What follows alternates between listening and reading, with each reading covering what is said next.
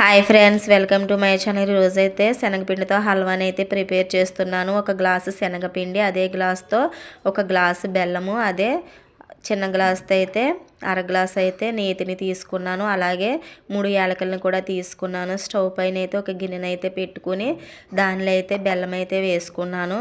ఇలా వేసిన బెల్లంలో అయితే 2 గ్లాసెస్ వాటర్ని అయితే యాడ్ చేసుకోవాలి. ఇలా వాటర్ యాడ్ చేసిన తర్వాత అయితే దీన్ని అయితే పూర్తిగా అయితే కరిగించుకోవాలి. ఈ బెల్లం పూర్తిగా కరిగితే సరిపోతుంది, ఎటువంటి పాకము రావాల్సిన అవసరం అయితే లేదు. ఇప్పుడైతే వాటర్ అయితే యాడ్ చేసేసాను. దీన్ని అయితే కలుపుకుంటూ ఉంటే అయితే ఇదైతే కరిగిపోతుంది. ఇంకా కొంచెం చిన్ని ముక్కలు అయితే ఉన్నాయి, ఇవి కూడా కరిగిపోయిన తర్వాత అయితే యాలకులు అయితే చూపించాను కదా, ఆ యాలకులను అయితే ఇలాగ కొట్టుకుని అయితే దీనిలో అయితే వేసుకుంటున్నాను. ఒకవేళ మీ దగ్గర యాలకుల పొడి అవైలబుల్గా ఉంటే కనుక హల్వా చేసేటప్పుడు దానిలోనైనా యాడ్ చేసుకోవచ్చు. నాకైతే యాలకుల పొడి అయితే అవైలబుల్గా లేదని యాలకులను అయితే ఇలాగ బెల్లం పాకంలో అయితే ఇలాగ చితక్కొట్టి అయితే వేస్తున్నాను ఫ్లేవర్ కోసం. ఇలా అయితే వేసిన తర్వాత దీన్ని అయితే బాగా మిక్స్ చేసుకుని ఈ బెల్లం వాటర్ని అయితే పక్కన అయితే పెట్టుకోవాలి.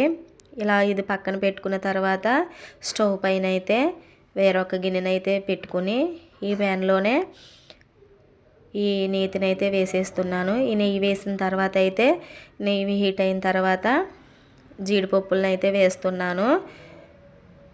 మన దగ్గర ఏ డ్రై ఫ్రూట్స్ ఉంటే అవన్నీ వేసుకోవచ్చు. కిస్మిస్, అలాగే పిస్తా పప్పు, ఇలా ఏవి అవైలబుల్గా ఉంటే అవి అయితే వేసుకోవచ్చు. నా దగ్గర అయితే జీడిపప్పు ఉంది, దాన్ని అయితే వేసి అయితే ఇలా అయితే బాగా ఫ్రై చేసుకోవాలి. ఇలా బాగా ఫ్రై చేసుకుని జీడిపప్పుని అయితే పక్కకైతే తీసేసుకోవాలి. చూడండి, ఇలా చూపిస్తున్న విధంగా అయితే ఈ హల్వా చేయడానికైతే గిన్నెనైతే మందంగా ఉన్న గిన్నెనైతే తీసుకోవాలి, అడుగు మందంగా ఉన్న గిన్నెని. ఇప్పుడైతే వీటిని అయితే తీసేస్తున్నాను. ఇలా తీసిన తర్వాత అదే నీళ్ళు అయితే శనగపిండిని అయితే వేసుకుని బాగా వేయించుకోవాలి. స్టవ్ అయితే లో ఫ్లేమ్లో అయితే పెట్టుకోవాలి. హై ఫ్లేమ్లో పెడితే శనగపిండి అయితే మాడిపోతుంది. ఇలా అయితే ఫ్రై చేసుకుంటూ లో ఫ్లేమ్లోనే ఉంచుకుని అయితే బాగా ఫ్రై చేసుకోవాలి. ఇదైతే కలర్ చేంజ్ అయ్యి ఈ శనగపిండి సువాసన కూడా మంచిగా వచ్చేస్తుంది. అప్పటి వరకు అయితే దీన్ని అయితే బాగా ఫ్రై చేసుకోవాలి. ఇప్పుడైతే ఇది బాగా ఫ్రై అయిన తర్వాత అయితే మీకు అయితే చూపిస్తాను. ఇలా ఫ్రై అయిన తర్వాత అయితే చూడండి, కలర్ అయితే మారింది కదా.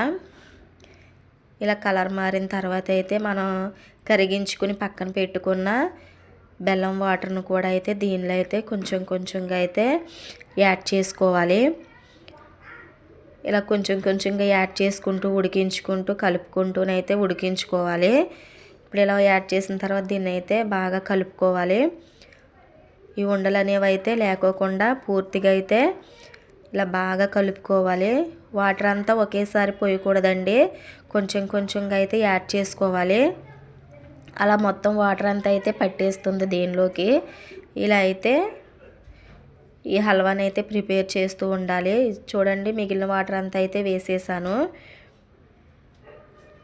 ఇలాగ ఉండలు లేకుండా అయితే వాటర్ వేసుకుంటూ ఉడికించుకుంటూనైతే చేసుకోవాలి. వాటర్ అంతా అయితే వేసేసాను. ఇప్పుడైతే దీన్ని బాగా ఉడికించుకోవాలి. ఈ బెల్లం వాటర్ అంతా శనగపిండికి పట్టేంత వరకు అయితే ఇలా కలుపుతూ ఉడికించాలి.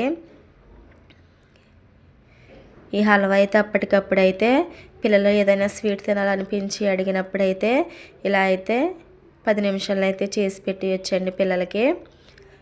ఇన్స్టెంట్గా అయితే అయిపోతుంది హల్వా. ఇలా అయితే బాగా కలుపుకొని మనం ఫ్రై చేసుకుని అయితే పక్కన పెట్టుకున్నాం కదా జీడిపప్పుల్ని, దాన్ని కూడా దీనిలో అయితే వేసేసుకుని అయితే బాగా కలుపుకోవాలి. టేస్ట్ అయితే బాగుంటుంది, మీరు కూడా ట్రై చేయండి ఫ్రెండ్స్.